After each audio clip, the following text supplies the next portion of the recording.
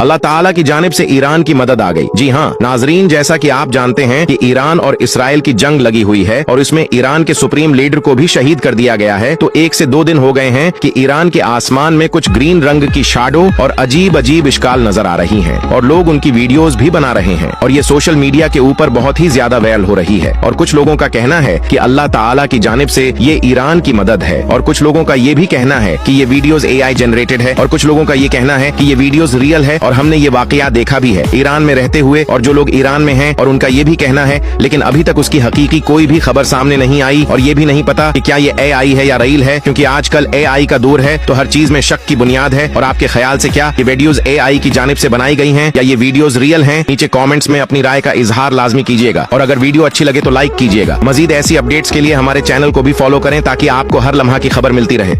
هيدر هيدر عمال آخر هيدر هيدر هيدر صوت المنصر